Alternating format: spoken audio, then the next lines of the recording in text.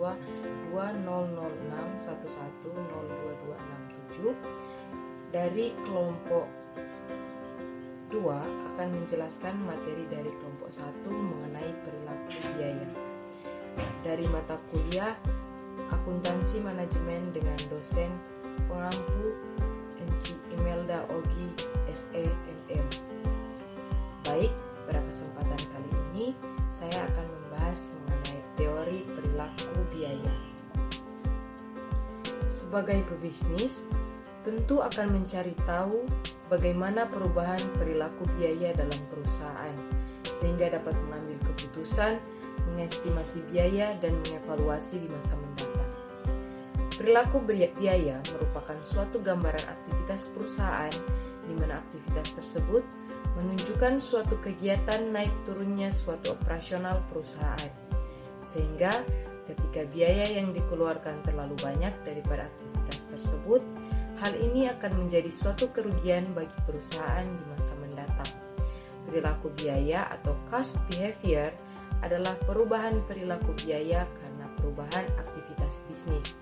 Perilaku biaya menunjukkan suatu hubungan antara total dan perubahan volume aktivitas pada suatu perusahaan. Perilaku biaya adalah cara biaya berubah dalam hubungannya dengan perubahan penggunaan aktivitas. Perilaku biaya merupakan hal yang penting dalam pengambilan keputusan, estimasi biaya di masa yang akan datang, dan evaluasi terhadap pelaksanaan di masa lalu.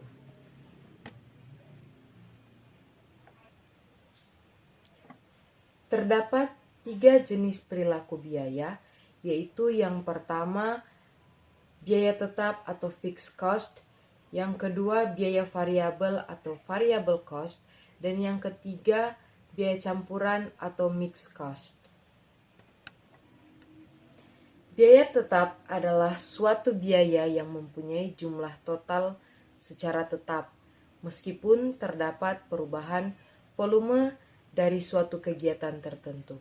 Tapi, pada biaya tetap, per satuan akan berubah karena terdapat perubahan dari sisi volume aktivitas. Besaran biaya tetap ini akan dipengaruhi oleh perilaku biaya yang nantinya akan memengaruhi perusahaan dalam kurun waktu yang lama, teknologi perusahaan, serta strategi manajemen dan metode di dalamnya.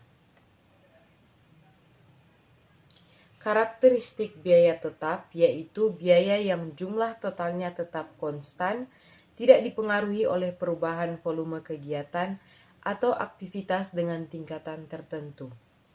Biaya tetap untuk kepentingan perencanaan dan pengambilan keputusan dibagi menjadi 3, yaitu discretionary fixed cost adalah biaya tetap yang pengeluarannya bisa dipengaruhi oleh kebijakan manajemen, sehingga sering disebut dengan biaya yang bisa dikelola.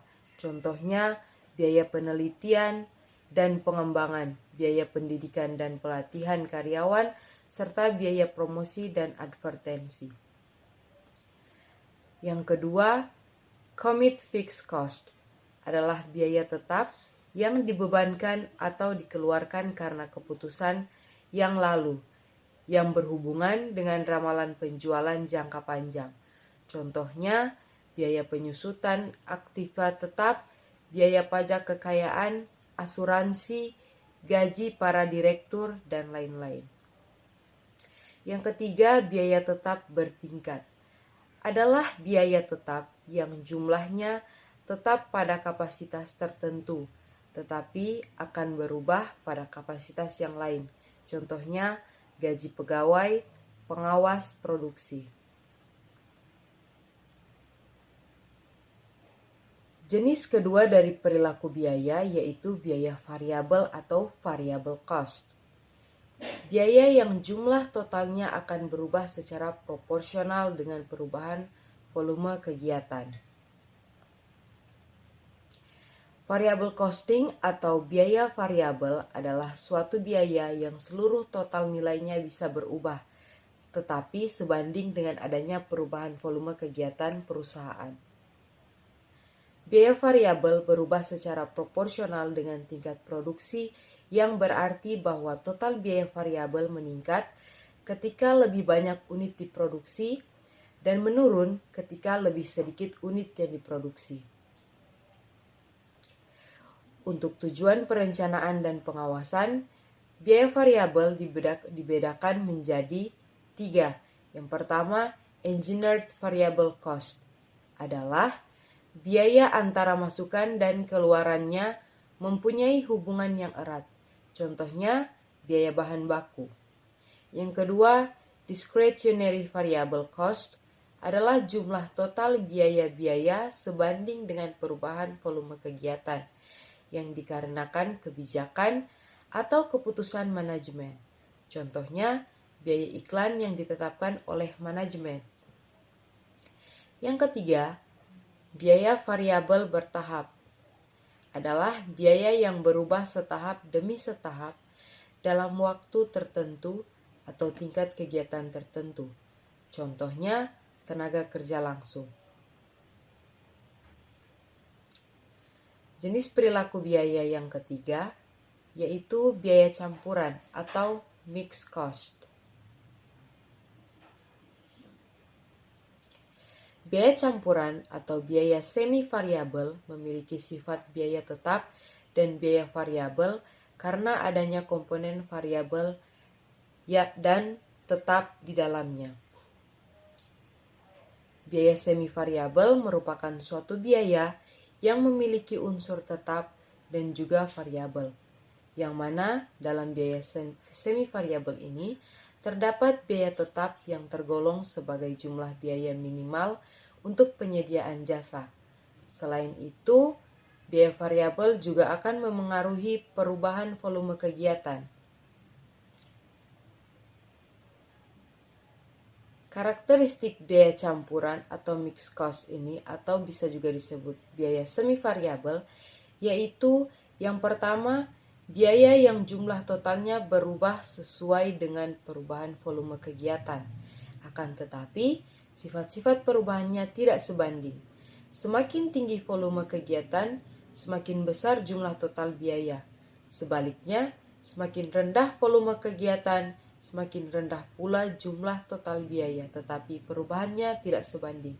Yang kedua, biaya persatuan berubah terbalik dihubungkan dengan perubahan volume kegiatan, tetapi sifatnya tidak sebanding. Pemisahan biaya variabel per unit dan biaya tetap per periode dalam jumlah biaya campuran dapat menggunakan salah satu metode sebagai berikut. Metode yang pertama yaitu metode titik terendah dan titik tertinggi atau high and low point. Untuk bisa memperkirakan fungsi biaya, maka analisa biaya di dalamnya harus bisa dilakukan dengan cara tingkat kegiatan yang paling tinggi nilainya, yang mana cara tersebut akan membandingkan tingkat kegiatan terendah di masa lalu. Oleh karena itu, selisih yang ada pada biaya ini akan termasuk ke dalam suatu biaya variabel. Persamaan untuk penentuan biaya variabel per unit dan biaya tetap, yaitu biaya variabel per unit sama dengan biaya tinggi kurang biaya rendah per output tinggi kurang output rendah. Biaya tetap dihitung dengan rumus persamaan garis lurus atau linear, yaitu Y sama dengan A tambah BX, di mana Y sama dengan biaya campuran, A sama dengan biaya tetap yang terdapat dalam biaya campuran, B sama dengan unit produksi atau ukuran lainnya, X sama dengan biaya variabel per unit dalam biaya campuran. Metode yang kedua yaitu metode kuadrat kecil atau least square method. Untuk menggunakan metode ini, diperlukan hubungan antara biaya dengan volume aktivitas. Dalam hal ini juga akan terbentuk garis lurus dengan adanya persamaan regresi Y sama dengan A tambah BX, sehingga pada huruf Y akan diartikan sebagai variabel tidak bebas yang perubahan di dalamnya akan ditentukan oleh perubahan variabel X, yakni variabel bebas. Dengan memahami adanya perilaku biaya di atas, maka diharapkan setiap pebisnis atau akuntan bisa membuat perkiraan potensi apa yang akan terjadi pada perubahan biaya perusahaan di masa yang akan datang. Metode ini, biaya variabel dan biaya tetap dihitung berdasarkan persamaan garis lurus. Y sama dengan A tambah BX, di mana Y merupakan biaya campuran rata-rata per periode atau aktivitas. A sama dengan biaya tetap yang terdapat dalam biaya campuran. B sama dengan unit produksi atau volume kegiatan atau ukuran lainnya seperti jam mesin, jam tenaga kerja. X sama dengan biaya variabel per unit dan biaya campuran. B sama dengan N sigma XY kurang sigma X kali sigma Y per N sigma X kuadrat kurang sigma X kuadrat. A sama dengan sigma Y kurang B dalam kurung sigma X per N.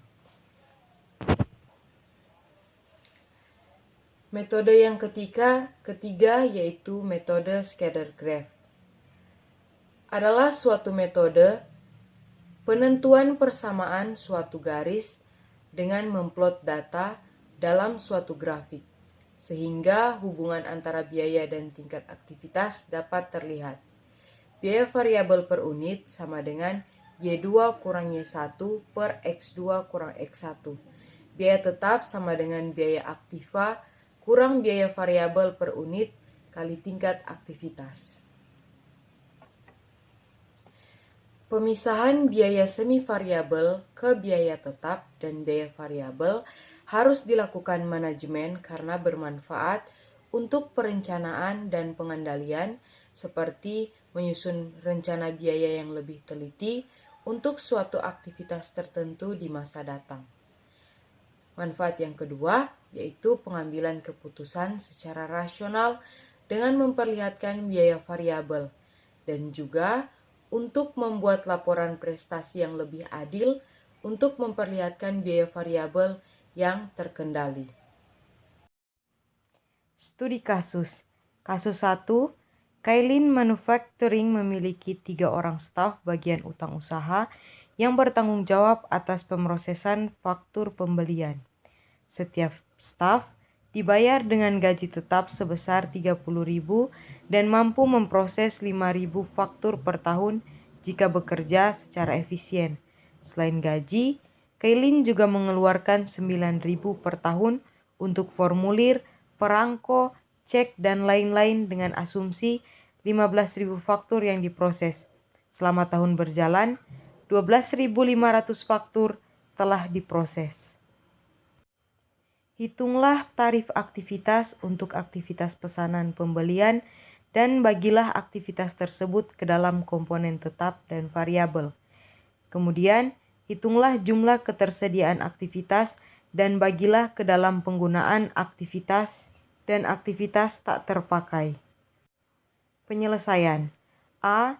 Tarif aktivitas sama dengan dalam kurung 3 kali 30.000 tambah 9.000 per 15.000 sama dengan 6,60 per faktur.